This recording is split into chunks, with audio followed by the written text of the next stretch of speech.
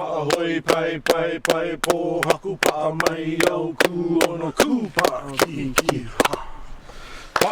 The earth is alive. So when it comes to the rocks, they're alive too. The pohaku to me is not just a rock, it's almost like a soul that just deserves its place in the wall. Pohaku pa'amai au ku ono ku pa'aki hu.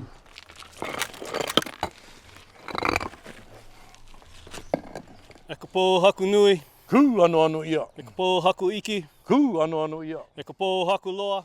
Ku ano. In the early 90s, I met a man named Billy Fields, who's a licensed mason, who also does traditional Hawaiian dry stack. There was only like a handful of Hawaiian stone masons left, and they were like in their 70s and 80s. And with the introduction of bricks, lumber, cement, this was a dying trade.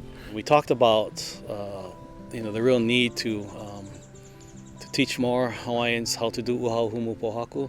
The problem is we didn't have the means to provide the opportunities to do that. And so we established Hui Ho, oniho. Basically, every rock that you guys set, it's got to be backfilled. It's got to be backfilled with a thing is paw. So when you put the next one on top, you're not going to move. Yeah?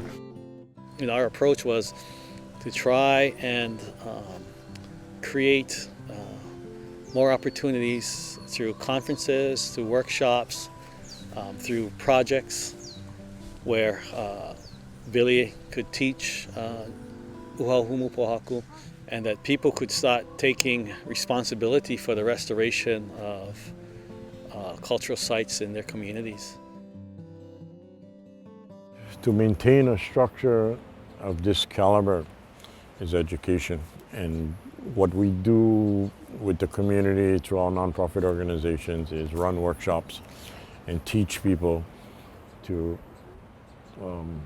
repair, teach people to get connected to this thing spiritually, teach people in the community to be proud of it. It makes me feel better knowing that the kupuna or the ancestors that lived there before is probably watching down on us, completing the project. Sometimes I feel them through, the pohaku.